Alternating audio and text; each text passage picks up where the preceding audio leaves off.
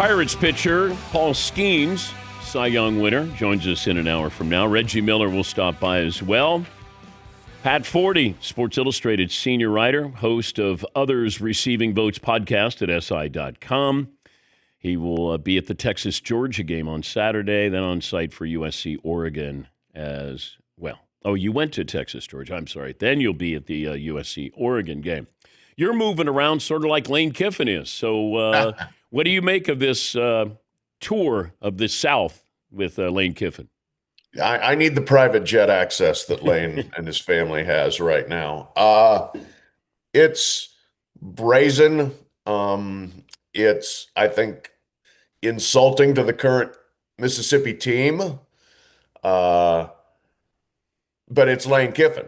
And Lane loves to toy with people's emotions, loves to grandstand, loves to be out in front of whatever's going on. I think he thrives on chaos to a degree.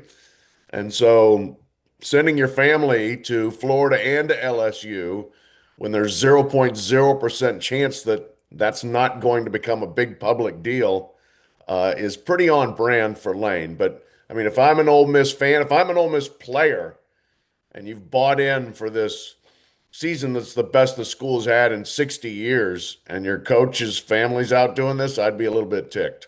Yeah, I would want to ask my coach.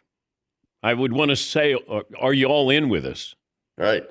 And I think that's fair to ask if the captains got together with Lane to say, hey, are you all in with us? This feels like, and you would know better than me, Pat, and I have no information, maybe somebody's agent leaked that Lane's family was going to LSU and going to Florida. Maybe then you go back to Ole Miss and boost the offer. I mean, this is college football today. Well, it sure is, and that's the thing. The agents have massive powers. Agents Jimmy Sexton, the most powerful of all of them, and Jimmy's not above playing hardball. And I think if he feels like, this is something that's going to help us get a better deal, then sure, I wouldn't be surprised by that at all. That is how things work in a college football ecosystem, Dan, that, as you know, the hiring cycle is completely ridiculous and stupid and unfolds during the season. And it doesn't matter if you're having a great season. You're still going to get caught up in it if you are a coach who's being wanted here. And I just have never quite understood the tolerance level for this. I actually asked Greg Sankey on Saturday. He was at Texas, Georgia. I said, any problem within your conference with schools poaching coaches during a season, and it's like the best season Ole Miss has had in decades. And he's like, well, I control what I can control, and I can't control that. But I think they could perhaps exert a little more control on how the hiring cycle works. Virginia Tech, James Franklin, what do you think of that partnership? I like it. I think it's good. I think it's good for both. Franklin, his biggest problem was Ohio State and Michigan. Guess what? They're not in the ACC, and nobody like them is in the ACC, especially with Clemson and Florida State currently in the shape that they're in. And the program with the third most ACC titles this century is Virginia Tech, behind Clemson and Florida State. They've won 4 of them. That's a good program when they're up and going. They got a little outdated. They got a little bit behind maybe in terms of compensation model for players, but they say they're all in now. And James Franklin can win you 10 games, absolutely. Can he win 11, 12? We'll see. But in that league, I think you got a better chance to do it. And in that league, you got a better chance to finish 1 or 2 and go to the playoff. What's Penn State doing? That's a good question. I think they're looking in a lot of different areas. I think Signetti would have been probably the first option there, but he quickly took himself out of it. I don't think Matt Rule was a super attractive option to begin with. He's taken himself out of it.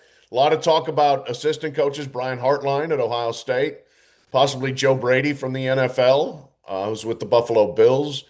Eli Drinkwitz maybe from Missouri. So there are options there, but that one's been maybe a little more quiet than the SEC searches.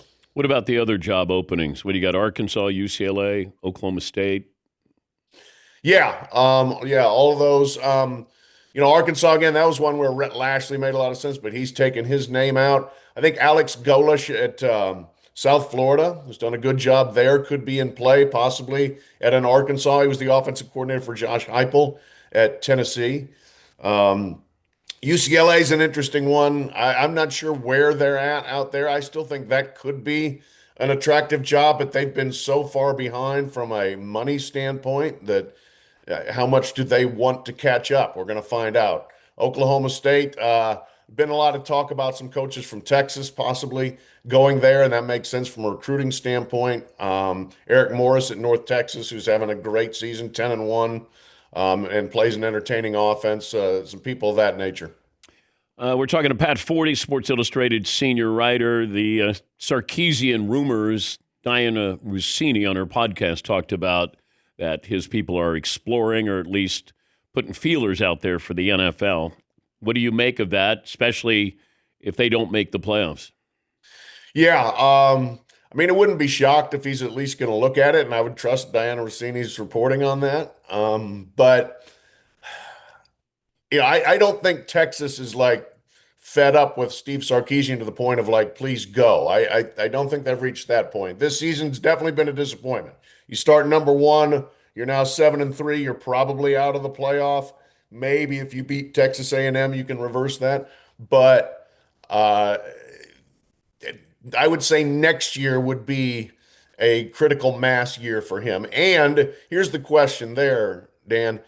If you are pretty well tethered to Arch Manning and you don't think Arch Manning's that good, maybe you're like, okay, this might be time to get out instead of going through year two with Arch being just an okay quarterback and the blame coming back on you. How important is the USC-Oregon game? Very. Oregon's in great position, but USC is pushing to try to get into the playoff. They only have the two losses. One's at Notre Dame. So their resume is not bad. They need a big skin, and certainly or winning at Eugene would provide that. Tough place to win. Indiana did it, but historically very hard place to win. Lincoln Riley could use it. He's had a good year. It had been a downward trend from his first year until this season.